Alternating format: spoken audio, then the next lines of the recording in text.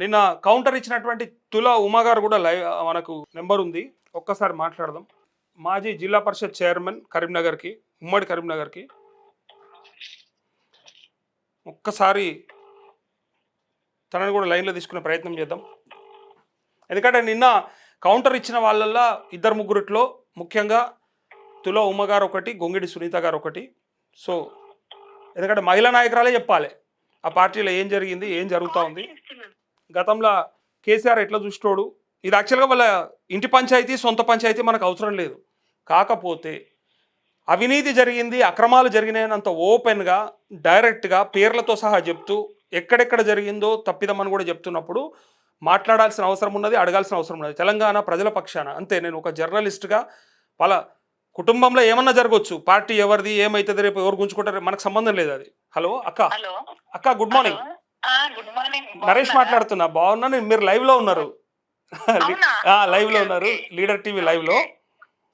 చెప్పండి అక్క సూపర్. ఇప్పటిదాకా గొంగిడి సునీత గారితో కూడా మాట్లాడినా, లైవ్ లో తీసుకున్నా. నిన్న కౌంటర్ ఇచ్చిన వాళ్ళలో మీ ఇద్దరే చాలా స్ట్రాంగ్ గా ఇచ్చిండ్రు కవితకి.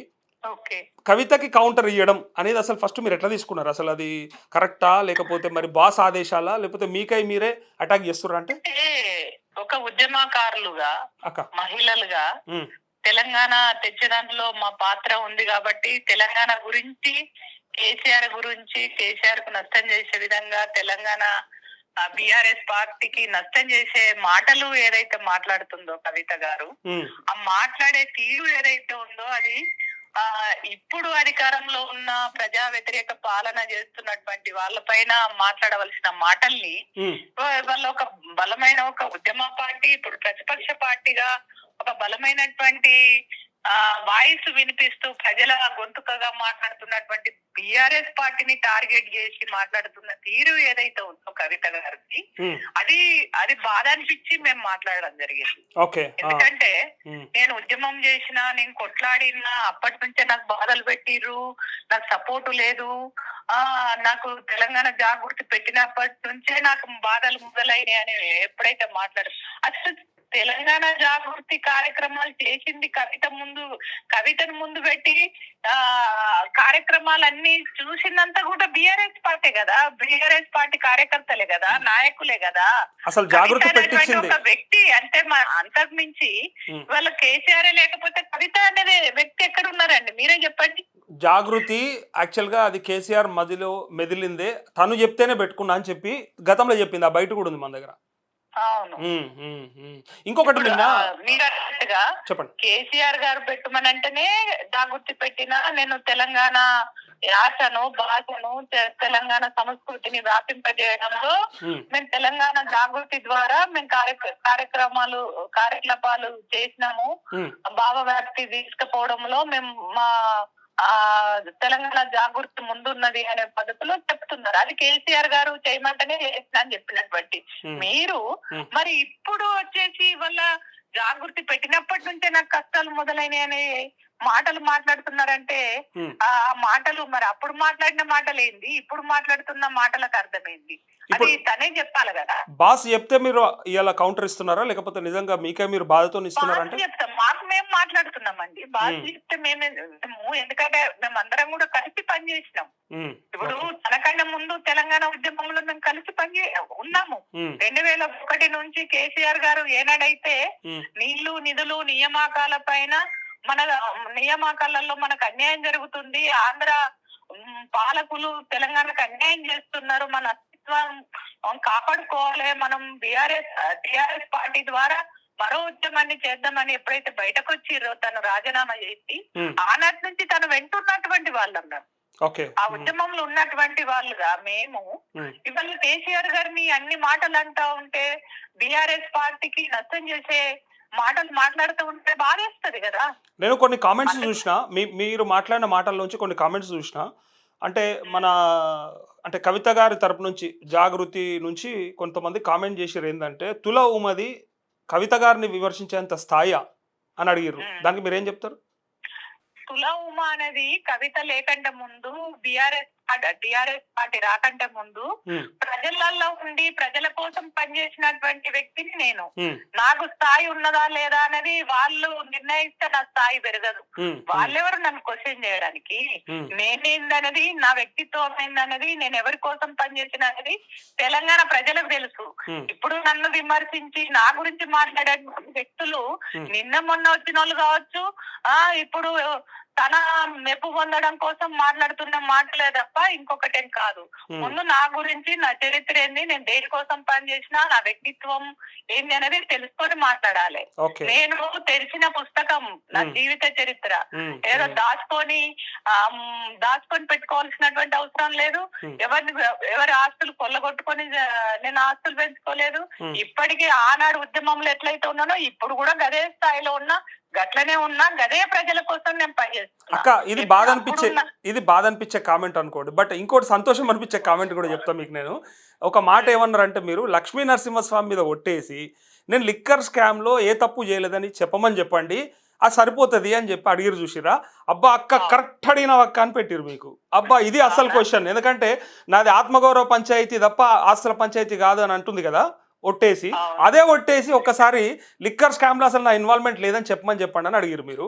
దానికి సమాధానం అయితే అబ్బా భలే అడిగిన అక్క అంటారు. మరి నిజమే కదా. ఇప్పుడు ఎప్పుడైతే ఆమె ఒక లిక్కర్ స్కామ్ లో ఇరుక్కున్నప్పుడు ఆమె ఏం చేసింది? ఆ లిక్కర్ స్కామ్ నుంచి బయటపడడానికి బీజేపీలో ఉన్న జాతీయ స్థాయిలో ఉన్న పెద్ద నాయకులను కలవడానికి చాలా, అంటే బీఆర్ఎస్ పార్టీలో ఉంటూ బీఆర్ఎస్ పార్టీకి నష్టం చేసే ప్రయత్నాలు, బీజేపీతో చేతులు కలిపి చేయాలనేటువంటి కుట్ర చేసింది.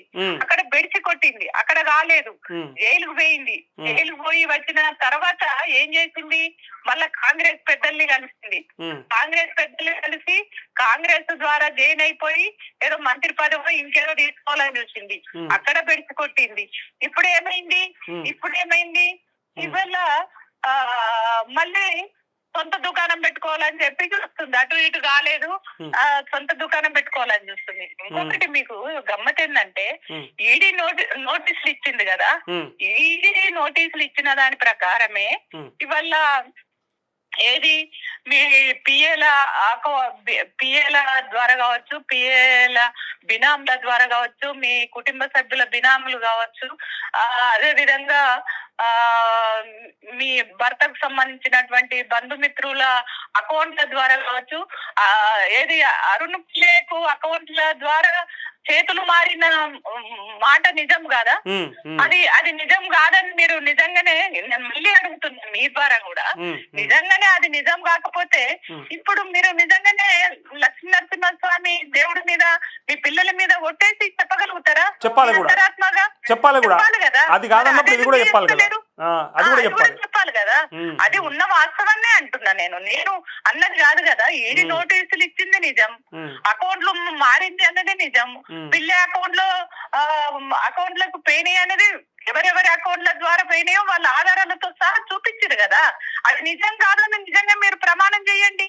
లక్ష్మీ నరసింహ మీ ఇంటి దేవుడే కదా, లక్ష్మీ నరసింహ స్వామి మీద. ఇప్పుడు మీకైతే అడకత్తర్ల పొగ చెక్కలే కనిపిస్తలేదు పరిస్థితి. అటు బాస, ఇటు కూతురా, ఇటు రేపు పొద్దుగల మళ్ళీ వాళ్ళు ఒక్కటైతే మీరేం చేస్తారు? మీరేటు పోతారు? ఎవరు ఒకటైనా నేను ఉన్న వాస్తవాలను మాట్లాడుతున్నా. ఎందుకంటే ఆమె ఒకటైతారా ఇద్దరు ఇలా వేరుగున్నారు కాబట్టి మీరు ఒకటి. తెలంగాణ బీఆర్ఎస్ పార్టీ అనేది ఒక ఉద్యమ పార్టీ. అట్లా కాదక్క, బాస్ చెప్పకుండా పార్టీ నిర్మాణంలో తెలంగాణ ఉద్యమంలో తెలంగాణ తెచ్చిన దాంట్లో మా పాత్ర ఉంది.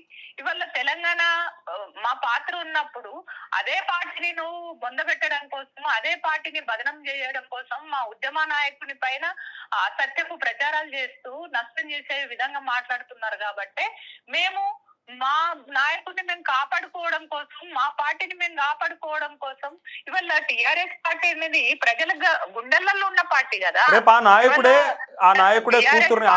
తెలంగాణ రాష్ట్రానికి, తెలంగాణ ప్రజలకు పేగుబంధం ఉన్నది కదా. నువ్వు దాన్నే క్వశ్చన్ చేస్తున్నావు, దాన్నే ప్రశ్నిస్తున్నావు. కాబట్టే మేము దాన్ని క్వశ్చన్ చేస్తున్నాం, అడుగుతున్నాం, అంతేగాని వాళ్ళు ఒకటైతారా ఇద్దరైతారా ఏమైతారా అనేది మాకు అనవసరం. కానీ అంటే ఏదున్నా కూడా ఇప్పుడు ఏం మాట్లాడినామో రేపు కూడా గదే స్టాండ్ మీద ఉంటారు, నష్టపోతారు అని నేను అంటా ఉన్నా. ఎందుకంటే వాళ్ళు అంటే నాకు లాభ నష్టాలు అనేది నరేష్ అన్న గారు, నేను ఎప్పుడు కూడా నేను లాభ నష్టాలు చూసుకోను, ఉన్నటువంటి వాస్తవాలు అనేది. కానీ ఇబ్బంది పడతారని కేసీఆర్ ను తిట్టిన వాళ్ళు, కేసీఆర్ ను విమర్శించిన వాళ్ళు, మళ్ళీ పోయిన వాళ్ళు వచ్చిన వాళ్ళు అందరూ చూస్తా ఉన్నాం మనము ఈ 20 ఏళ్ళల్లో. అయితే పోతుర్రు వస్తుర్రు, తిట్టి కూడా వస్తుర్రు. మరి రేపు పొద్దున కవితను సొంత బిడ్డను చేర్చుకోవడానికి గ్యారంటీ ఏముంది? తను చేరినాడు రేపు పొద్దుగల మీకు చెక్ పెడతాది కదా, అది నా క్వశ్చన్. ఎవరు ఏదన్నా చెక్ పెట్టండి, నేను ఉన్న విషయం మాట్లాడుతున్నా, వాస్తవాలను ప్రజలకు తెలియజేయడం నా బాధ్యత. కాబట్టి ఏదైనా కూడా నష్టం లాభ నష్టాలను చూసుకొని నేను ఎప్పుడు. కానీ సీరియస్ గా చెప్పాలంటే చాలా మంది ఉద్యమకారులు చాలా నష్టపోయినరు. సరే కేసీఆర్ హయాంలో ఎంతమందికి అవకాశం ఇచ్చిండు, ఎంతమందికి ఇవ్వలేదు అంతా మనం లెక్కలు చూసినాం గతంలో. మీరు కూడా బీజేపీలోకి పోయినప్పుడు మీరు కూడా విమర్శించిన వాళ్ళే, అది కూడా మనం చూసినాం. అయితే కవితకి అంటే కూతురికి ఒకసారి ఎంపీ ఇచ్చి ఓడిపోతే మళ్ళీ ఎమ్మెల్సీ ఇచ్చి ఇన్ని అవకాశాలు ఇచ్చినాక కూడా ఇంకా ఏదో సరిపోలేదు అన్నట్టుగా మరి ఇంకేమై ఉంటుంది? తన ఆలోచన ఏంది? అంటే కేసీఆర్ కుర్చీ దిశ ఆమె కింద వేసేది ఉండేనా అనేది క్వశ్చన్ ఇక్కడ. అందరి క్వశ్చన్ కదే. ఇవాళ మా తర్వాత వచ్చింది తను ఉద్యమంలోకి, మా తర్వాత వచ్చినా కూడా తనకి ఎంపీగా అవకాశం వచ్చింది, ఎమ్మెల్సీగా అవకాశం వచ్చింది, మళ్ళా ఎమ్మెల్సీ రెండోసారి రిన్వాల్ చేసుకునేటువంటి అవకాశం వచ్చింది. ఎక్కడైనా ప్రోటోకాల్ లో మొదటి ఇచ్చారు, ఆమెకే ఇచ్చిండ్రు. అన్ని రకాల సపోర్ట్ అనేది కేసీఆర్ గారిది ఉన్నది. ఇవాళ అన్ని రకాల అనుభవించే ఇవాళ నాకు ఏం జరగలేదు, నాకు ఏం అవకాశాలు ఇయ్యలేరు, బీఆర్ఎస్ పార్టీ నాకు నష్టం చేసింది, బీఆర్ఎస్ పార్టీ అవినీతి పార్టీ అని ఏదైతే మాట్లాడుతున్నారో మరి అప్పుడేమైంది? అప్పుడు ఎందుకు? అప్పుడు మీరు ఇప్పుడు మాట్లాడుతున్న మాటలు ఆనాడు ఉద్యమకారుల గురించి గాని, మహిళల గురించి గాని, బీసీల గురించి గాని ఆనాడే మాట్లాడలేదు ఎందుకు? ఆనాడు ఇవాళ అనేక వేదికలు, అనేక సందర్భాలు వస్తాయి కదా మాట్లాడే అవకాశాలు. ఇవాళ కేసీఆర్ గారు ఏ కార్యక్రమం పెట్టినా, ఏ నిర్ణయం తీసుకున్నా రాష్ట్ర కమిటీ అనేది ఒకటి ఉంటది. రాష్ట్ర కమిటీలో అన్ని విషయాలు చర్చిస్తారు, అన్ని కార్యక్రమాల రూపకల్పన చేసినప్పుడు అందరికి ఒపీనియన్ చెప్పేటువంటి అవకాశం ఇస్తారు. అట్లాంటి టైంలలో మరి మీరు ఎప్పుడు మాట్లాడలేదు ఎందుకు? మీరంతా నెత్తి మీద పెట్టుకొని నాశనం చేసుకున్నారేమో అంటే, మీరంతా నెత్తి మీద పెట్టుకొని ఇలా నాశనం చేసుకున్నారేమో అంటే, ఇంక్లూడింగ్ కేసీఆర్ అంటే వాస్తవంగా ఒక బిడ్డ ఎవరికైనా, ఏ తండ్రికైనా బిడ్డను కాపాడుకోవాలనేది ఉంటది. ఒకటేసారి బిడ్డను దూరం చేసుకోవాలనేటువంటి ఏ తల్లిదండ్రులకు కూడా ఉండదు, చెయ్యాలని మనం కూడా అనము. కానీ వాస్తవంగా ఆమెకు ఏదైతే లిక్కర్ విషయంలో ఎప్పుడైతే ఆరోపణలు వచ్చినాయో, లిక్కర్ స్కామ్ ఆరోపణలు వచ్చినప్పుడే బీఆర్ఎస్ ఆమె చేసినటువంటి, ఆమె పైన ఆరోపణలు వచ్చినప్పుడు అప్పుడే బయట పంపాలి. కానీ ఒక బిడ్డ అనేటువంటి ఒక ఉద్దేశంతో ఇవాళ ఆమెను బయటకు తీసుకురావడం కోసం ఎన్ని రకాల ప్రయత్నాలు చేయాలో అది కేసీఆర్ గారు బయటకు వచ్చినాక. మా నాన్న మా అమ్మ జైలుకి వస్తాంటే వద్దన్నాను అన్నది. ఇవాళ మళ్ళా మా నాన్ననే మొత్తం ఖర్చంతా పెట్టి నన్ను బయటకు తీసుకురావడానికి అన్ని రకాల ప్రయత్నాలు చేసిండ్రు అని చెప్పిండ్రు, అన్ని రకాల సపోర్ట్ చేసిరని అదే నోరుతోటి చెప్పి ఇప్పుడు అసలు నన్ను ఎవ్వరూ పట్టించుకోలేదని మళ్ళీ అదే నోరుతోటి చెప్తున్నారు. అప్పుడు ఇన్ఫాక్ట్ పేపర్లల్లో అట్లే మాలాంటి జర్నలిస్టులు అందరి నోట్ల ఎక్కువ విమర్శల పాలైంది కేసీఆర్. అంటే అంతకంటే ఎక్కువ అవమానం ఎప్పుడు జరగలేదు ఆయనకు 20 ఏళ్ళల్లో. ఆమె జైలుకి వెళ్ళినప్పుడు ఆమె 5 నెలలు చిప్పకూడు తిన్ననాడు మాట్లాడినటువంటి మాటలు విపరీతం. ఇంకా అసలు అంటే కేసీఆర్కి ఇంతకు మించిన మనోవేదన లేదన్నట్టు. ఎందుకంటే ఎమ్మెల్సీ మరి నీ బిడ్డ అయ్యేపటికే పక్కకు పెడతలేవు, మరి ఈటల రాజేందర్ ఎట్లా పక్కకు పెట్టినావు, డిప్యూటీ సీఎం ఉండే రాజయ్యని ఎట్లా పక్కకు పెట్టినావు అని అడిగినాం మేమంతా. మరి బిడ్డ అయ్యేపటికి అంతకంటే అవమానం ఎక్కువ ఉంటుందా? ఎందుకు నిజమే కదా. అప్పుడు చాలా మంది పార్టీ కూడా బాగా ఆమె డిపెండ్ చేసుకోవడం వల్ల ఇంకెక్కడ డిఫెన్స్ అయింది, అప్పుడు చచ్చిపోయారు. పార్టీలో ఉన్నది కేసీఆర్ గారి బిడ్డ, మరి ఏకదమ్ ఆమె పైన వచ్చినటువంటి ఆరోపణలతోటి పార్టీకి చాలా నష్టం జరిగింది. చాలా అంటే చాలా నష్టం. ఇప్పుడు ఎక్కువ నష్టం చేస్తుంది కదా. ఎట్లా మరి పార్లమెంట్ లో ఒక సీటు కూడా కారణం ఆమెనే. పార్టీ ఇవాళ అధికారంలోకి రాకపోవడానికి కారణం ఆమెనే. ఇవన్నిటికీ నష్టం తీసుకొచ్చినటువంటి వ్యక్తి ఆమె. మళ్ళీ ఇంకా ఆమెనే ఇవాళ నీతి మాటలు మాట్లాడడం అనేది కొద్దిగా విడ్డూరంగానే ఉన్నది. ఇంకెక్కువ డ్యామేజ్ అవుతుందేమో. ఆమె ఏందో తెలిసింది నరేష్ గారు. ఇప్పుడు ఆమె వ్యక్తిత్వం ఏంటి, తన వ్యక్తిత్వం తెలిసిందంటారు ఇప్పుడు అందరికి తెలంగాణ ప్రజలందరికీ తెలిసింది. ఆమె దేనికోసం ఈ మాటలు మాట్లాడుతున్నారు, ఎవరు మాట్లాడిస్తున్నారు అనేది తెలంగాణ ప్రజలకు తెలిసిపోయింది. ఇవల్ల డైవర్షన్ పాలిటిక్స్ చేస్తున్నారు రేవంత్ రెడ్డి. ఆ డైవర్షన్ పాలిటిక్స్ లోనే భాగంగా మీరు చూడండి, మొన్న అసెంబ్లీ స్టార్టింగ్ రోజు ఇవాళ వాళ్ళు పీపీటీలు వినిపిస్తారు. ఏది మనకు జరిగిన ఇరిగేషన్ లో జరిగిన అవినీతి, మన పైన బీఆర్ఎస్ పైన ఆరోపణలు చేస్తూ వాళ్ళు తప్పుడు సమాచారాన్ని ప్రజలకు ఇవ్వాలనేటువంటి ఒక ప్రయత్నం చేసిరు. అదే విషయం మేము కౌంటర్ చేస్తాం, మాకు కూడా పీపీటీ పెట్టడానికి అవకాశం ఇవ్వండి, మాకు కూడా మైక్ ఇవ్వండి, మాకు కూడా మాట్లాడే అవకాశం ఇవ్వండి అని అన్నప్పుడు, ఇవాళ అవకాశం ఇవ్వనప్పుడు మనము బీఆర్ఎస్ పార్టీ బైకట్, ఇక మేము ప్రేక్షకులుగా వినడానికి మేమెందుకు ఉండాలి, మాకు మీరు మాట్లాడే అవకాశం ఇస్తలేరు కదా అని బైకాట్ చేస్తూ బయటకు వచ్చింది. వచ్చినాక వెంటనే ఇవాళ తను శాసన మండలికి పోయి మీరు నా రాజీనామాను మీరు ఆమోదించలేదు కాబట్టి నేను లాస్ట్ చాయిస్ నాకు ఒకటి ఇవ్వండి, నా వాదన, నా ఆవేదన, నా బాధ మాట్లాడే అవకాశం ఇయ్యండి. ఆ అవకాశం ఎప్పుడు 4 నెలల లెటర్ తర్వాత, 4 నెలల క్రితం ఇచ్చిన రాజీనామా లెటర్ తర్వాత ఇప్పుడు వచ్చి నిన్న శాసన మండలిలో మాట్లాడుతుంది.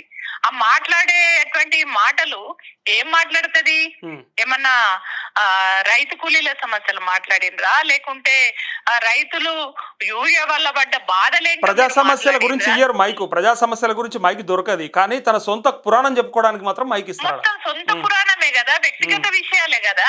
ఆ వ్యక్తిగత విషయాలు కూడా చెప్పుకోవడానికి అక్కడ ఏం చేసింది, ఇవాళ శాసన మండలి వేదిక అనేది ఇవాళ ఒక గాంధీ భవన్, అంటే కాంగ్రెస్ పార్టీ గాంధీ భవన్ ఏదైతే ఉంటుందో దాన్ని గాంధీ భవన్ వేదికగా తయారు చేసుకొని ఇవాళ కల్వకుంట్ల కవిత వ్యక్తిగత విషయాలు చెప్పుతుంటే వాళ్ళు ప్రేక్షకులుగా వినడం అనేది నిజంగా ఆశ్చర్యం వేసింది. అంటే ఎటువైపు తీసుకెళ్తున్నారు ఇవాళ శాసన మండలిని గాని శాసన సభను గాని, ఎటువైపు ప్రజా సమస్యల్ని చర్చించే ఒక వేదికను ఇవాళ పర్సనల్ విషయాలు మాట్లాడే వేదికగా తయారు చేయడం అనేది ఒక దుర్మార్గమైనటువంటి విషయంగా నేను భావిస్తాను. చివరిగా చెప్పండి, మరి ఇది పార్టీకి డ్యామేజ్ చేయబోతా ఉంది కదా, అంటే ఇట్లాంటి ఈ సందర్భం వస్తుందని మీరు కూడా ఊహించలేదు కదా, సో ఇప్పుడు నేను అనుకుంటున్నాను ఏం డిసిషన్ తీసుకోబోతున్నారు అంటే కల్వకుంట్ల కవిత అనేటువంటి వ్యక్తి ఏ రకంగా బీఆర్ఎస్ పార్టీని నష్టం చెయ్యదు. ఆమె మాట్లాడే మాటల ద్వారా మాకు ఏ రకమైన ఆమెనే పతనం అవుతుంది. ఇవాళ నిన్న శాసన మండలిలో కన్నీళ్ళు ఎందుకు పెట్టింది, అటు బీజేపీ నుంచి ట్రై చేసింది, ఇటు కాంగ్రెస్ నుంచి ట్రై చేసింది, ఇద్దరు కాదన్నారు కాబట్టి ఏం చేయాలి, ఇక మరి ఏదో ఒకటి దుకాణం పెట్టుకోవాలి కదా. ఆ దుకాణం అరే నేను ఒంటరి అయిపోతే నాకెవరు లేకపోయిరి, నేను అనవసరమైన నిర్ణయం తీసుకొని నేను ఇదైతున్నానేమో అనే ఆ ఫ్రస్ట్రేషన్ లో ఆ బాధతోటి కన్నీళ్లు పెట్టుకున్నట్టు అనిపించింది. కానీ మీకు బాధ అనిపించలేదా? మాకైతే మస్తు బాధ అనిపించింది కవిత కట్లు ఏడుస్తుంటే. ఆ కన్నీళ్లు చూడండి, టవల్లు ఖర్చులని తడిచిపోయినాయి. ఒక మహిళ ఏడిచిందని నేను సంతోషించట్లేదు, కానీ ఆమె దేనికోసం ఏడిచింది, ఏ వర్గ ప్రయోజనాలను కాపాడడం కోసం బాధపడ్డది అనేది మెయిన్ కదా. అట్లా ఏదో ఒక మహిళల గురించో, లేకుంటే రైతు కూలీల గురించో, లేకుంటే విద్యార్థుల గురించో, ఇంకా అట్టడుగు వర్గ ప్రజల బాగుగోరి తను బాధపడుతూ కన్నీళ్లు పెట్టుకుంటే మేము కూడా సపోర్ట్ చేస్తాం, మాకు కూడా బాధ అనిపిస్తది. కానీ కాదు కదా, తను కొంతమంది వ్యక్తుల ప్రయోజనాలు కాపాడడం కోసం చేసే ప్రయత్నం ఏదైతే ఉందో దానికి మేము బాధపడుతున్నాం. చివరిగా చెప్పండి అక్క, ఇప్పుడు ఎవరు అంటే ఆలోచించినటువంటి ఒక కోణాన్ని నేను అనుకుంటా ఉన్నా, మరి తల్లి ఎటువైపు ఉన్నది, శోభమ్మ గారు ఎటువైపు ఉన్నారు, మరి బిడ్డ వైపా భర్త వైపా అంటే, ఎందుకంటే పక్క రాష్ట్రంలో ఒక ఉదంతం జరిగింది, అక్కడ కూడా ఇట్లానే ఉండే, బట్ అక్కడ మాత్రం పక్కన షర్మిలమ్మ పక్కన విజయమ్మ చేరింది, కానీ ఇక్కడ అట్లా కనిపిస్తలేదు. మరి ఏమై ఉంటుంది చెప్పండి. పాపం తను మీకు ఆ కుటుంబం గురించి బాగా తెలుసు కాబట్టి, దగ్గర ఉన్నారు కాబట్టి. మనిషి తను మంచి వ్యక్తిత్వం కలిగినటువంటి వ్యక్తి. తెలంగాణ ఉద్యమంలో కూడా మేము ఉద్యమ సమయంలో అనేక సందర్భాలలో కలిసినటువంటి టైంలో ఆ ఉద్యమంలో తన రోల్ కూడా వచ్చినటువంటి వాళ్ళని రిసీవ్ చేసుకోవడం గానీ, అన్ని రకాల కేసీఆర్ గారికి సహకరించడం గానీ, ఏ కార్యక్రమం తీసుకున్నా దాన్ని పూర్తి స్థాయిలో సపోర్ట్ చేయడం అంటే కూడా ఉద్యమంలో తన రోల్ కూడా ఉన్నట్టే కదా. ఉన్నట్టే కదా. కాబట్టి తను కూడా నిజంగా ఒక కన్న తల్లిగా తను కూడా బాధపడుతుంది. తనను కూడా కన్నీళ్లు పెట్టించే పద్ధతులు ఈమె చేస్తున్నటువంటి చర్యలు, ఈమె చేస్తున్నటువంటి పనులు అట్లా ఉన్నాయి. అంతే ఉంటుందా లేకపోతే కూడా వాస్తవంగా కేసీఆర్ గారికి కూడా మనస్తాపం, ఆయన ఆరోగ్యం బాగాలేదు, ఒక ఉద్యమ చరిత్ర కలిగినటువంటి వ్యక్తి, ఇవాళ తెలంగాణ ఉద్యమం చరిత్రను లిఖించుకోదగినటువంటి ఉద్యమాన్ని నడిపినటువంటి వ్యక్తిని పట్టుకొని వాళ్ళ ఇక నానా మాటలు అంటుంటే ఇవాళ ఆమె మాట్లాడే ప్రతి మాట కూడా కేసీఆర్ ను టార్గెట్ చేస్తే మాట్లాడుతుంది. కానీ అక్క మన కుటుంబాలలో మనం అంటే చూస్తుంటాం బయట, అంటే ఒక కూతురు బాధపడ్డా ఏడిచినా తల్లి కూతురు వైపు ఉంటుంది, అవసరమైతే భర్తతో కొట్లాడుతుంది లేదా కొడుకులతో కొట్లాడుతుంది. కానీ ఇక్కడ తన మానసిక సంఘర్షణ ఎవరైనా గుర్తిస్తురా లేదా, తను కూడా కేసీఆర్ దగ్గర అట్లనే ఫైటింగ్ చేస్తుందా అని అనుకోవచ్చా అని నా ప్రశ్న. లేదంటే నిజంగానే బిడ్డది తప్పని చెప్పి డిసైడ్ అయ్యి తను కూడా అట్టే ఉందంటవా? ఇప్పుడు కేసీఆర్ గారు చేస్తున్నది మంచి పనులు. ఇప్పుడు కేసీఆర్ కు బిఆర్ఎస్ పార్టీకి నష్టం చేసే పనులు బిడ్డ చేస్తున్నప్పుడు ఏ తల్లి అయినా ఎందుకు సమర్థిస్తుంది? కూతురైనా సరే రాజకీయమే ముఖ్యమంటారు. కూతురైనా కూడా రాజకీయాలని కాదు, కూతురు ఒక సమాజానికి గాని కొన్ని వర్గాలకు గాని కొన్ని వర్గాల కోసం పనిచేసేటువంటి వ్యవస్థను దెబ్బతీసే ఒక ప్రయత్నం చేస్తుంది అని అన్నప్పుడు ఇవాళ తను కూడా ఎందుకు సమర్థించారు కదా. ఓకే సరే అక్క, ఫైనల్ గా ఇప్పుడు తను వ్యక్తిగా వెళ్ళి శక్తిగా వస్తా ఉంటుంది, తనకి ఆల్ ది బెస్ట్ చెప్తారా? కలిసి పని చేసారు కాబట్టి నేనేం చెప్పానండి, ఎందుకంటే ఆల్ ది బెస్ట్ ఎట్లా చెప్తాం? మీరు మంచి నిజంగానే ప్రజలు మంచి కోరుకొని నిజాయితీ పరుగా ఒక నిబద్ధతతోటి మీ దాంట్లో నిజాయితీ ఉంటే నేను ఖచ్చితంగా కంగ్రాట్స్ చెప్పేదాన్ని, సంతోషించేదాన్ని. కానీ మీరు చేస్తున్నటువంటి పద్ధతిలో మీరు ఎన్నుకున్నటువంటి మార్గము బిఆర్ఎస్ ను టార్గెట్ చేస్తూ బిఆర్ఎస్ పార్టీకి నష్టం చేసేదిగా మీరు చేస్తున్నటువంటి కార్యక్రమాలు ఏవైతే ఉన్నాయో మీరు టార్గెట్ చేస్తున్నారో దాన్ని నేను ఖచ్చితంగా వ్యతిరేకిస్తాను. ఓకే అక్క, థ్యాంక్ యూ సో మచ్.